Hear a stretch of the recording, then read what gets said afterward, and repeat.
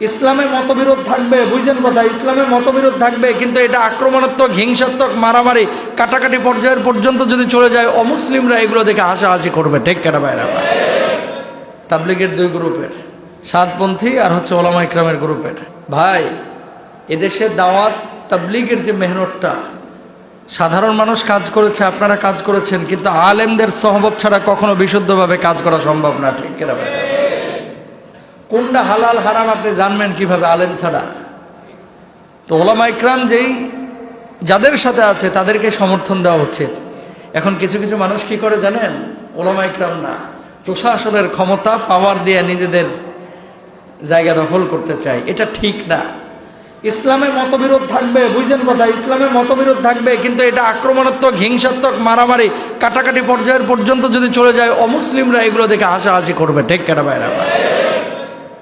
বাপের সাথে ছেলের মারামারি হয়েছে বাড়ির মধ্যে, এখন যদি আপনি গোটা মহল্লা ওয়াজ করে বলে বেড়ান যে আমার ছেলে আমার মারছে, সম্মান থাকবে না নষ্ট হবে? নষ্ট হবে। তো ভেতরের কিছু বিষয় এটা ভেতরে রাখতে হয়। বউয়ের সাথে ঝামেলা হয়েছে, এটা বাইরে এসে বলতে হয় না যে আজকে দিয়েছি জরিনার মারে, খেচ্ছে মার দিছি, আজকে জরিনার মারে দিয়েছি, খেচ্ছে মার। আসে গর্ব করে বলতেছেন, যেটা শুনতেছে বলতেছে তুই পুরুষ না, তুই কাপুরুষ। কথা বলেন না কেন? বউ পিঠে এসে আর একজনের সামনে বলতেছিস, এগুলো কোনো পুরুষ মানুষের লক্ষণ না। ইসলামের মধ্যে, মুসলমানদের মধ্যে, তাবলিগের মধ্যে, জামায়াতের মধ্যে, ইসলামী সংগঠনের মধ্যে মতবিরোধ থাকতে পারে, থাকবে, কারণ সারা পৃথিবীর মানুষ একটা জায়গায় একত্রিত হবে না। 5 ওয়াক্ত নামাজ ফরজ, এটা সবাই একমত, কিন্তু নামাজে হাত বাঁধবো কোথায়? বুকে, নাভির উপরে না নাভির নিচে? মতবিরোধ আছে না নাই? আছে। তো যেহেতু হাদিস একাধিক আছে, আপনি ছেড়ে দেন না যে তোমার যেখানে ভালো লাগে তুমি বাঁধো, তাহলে তো মারামারি হয় না। কিন্তু যখন ঝামেলাটা বাঁধে, কখন আমি যেটা বুঝছি এটাই ঠিক, বাকি সব শেষ। ম্যাক্সিমাম আমাদের মানুষের চেতনা এরকম। ঠিক কিনা ভাইরা? এটা কিন্তু ঠিক না।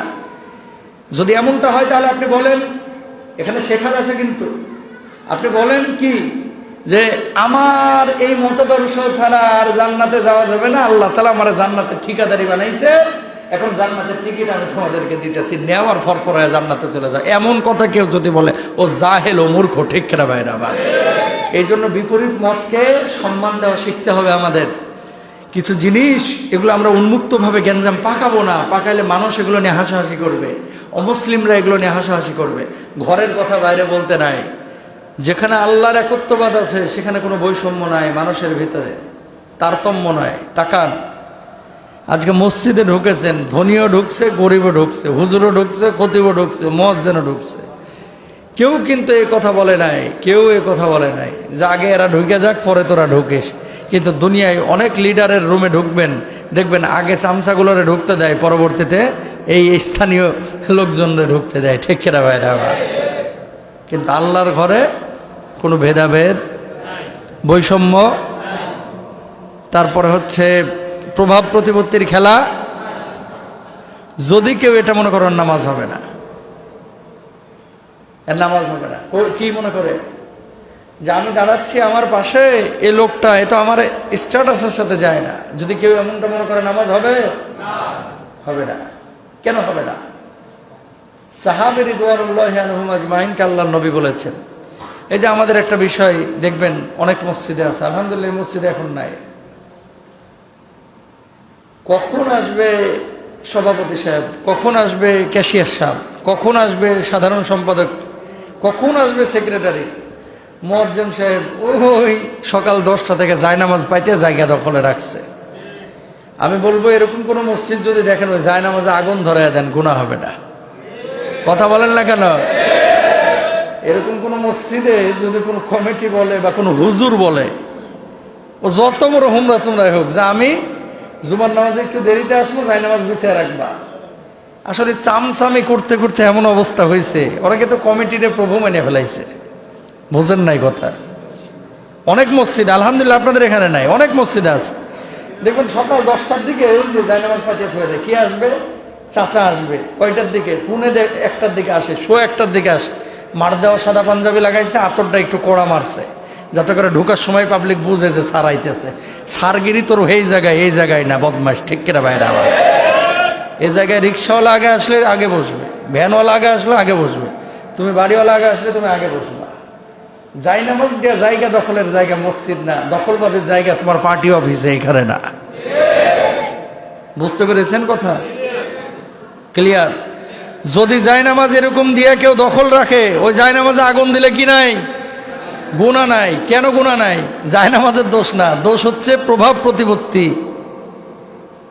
পরশুদিন এক মাহফিল করলাম মাগুরায়, বিশাল আয়োজন, কিন্তু মঞ্চ বানাইছে ইদ্দুরা। বুঝেন নাই কথা? যে মাহফিলের মনে করেন 1/2 কিলোমিটার লাইটিং থাকে, তার মানে মালদার মাহফিল খরচ করছে, তাহলে মঞ্চটা কত বড় হবে? বিশাল হওয়ার কথা না? মঞ্চটারে বানাইছে মুরগির খোপের মতো। আমি যাই একটু রাগই হইল আমার, যে এত ছোট মঞ্চ কেন? র্যাবের ঊর্ধ্বতন কর্মকর্তা, এখন সিআইডিতে আছে, দাওয়াত দিচ্ছিলেন।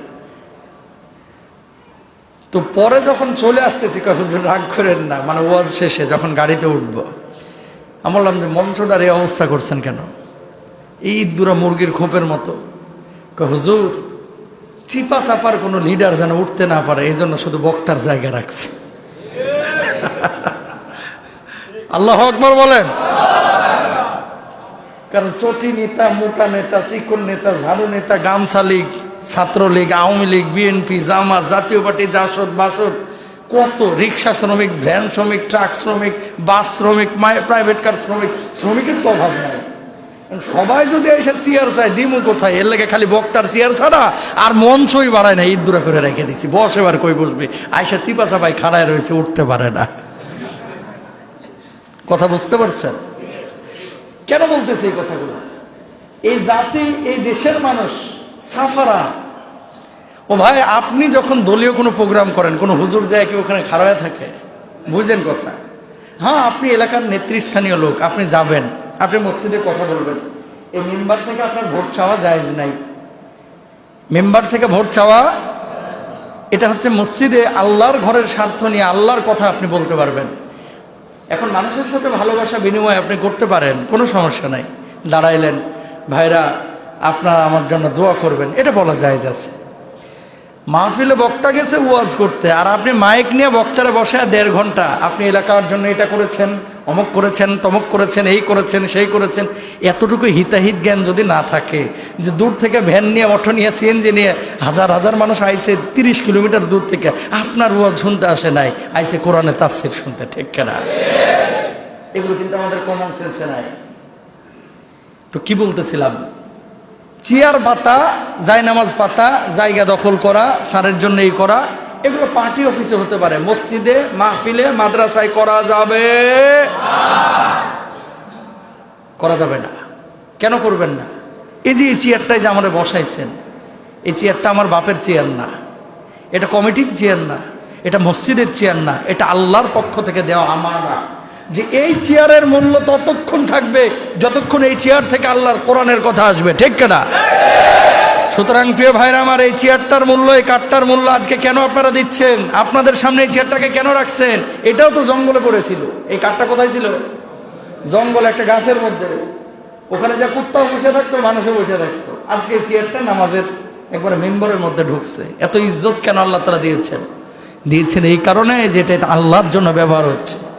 নিজেকে যখন আল্লাহর জন্য উজাড় করে দেবেন এই কাঠের মতো, আল্লাহ তাআলা আপনারা ওরকম সামনে সম্মান এমনি দিয়ে দিবে, ঠিক কিনা?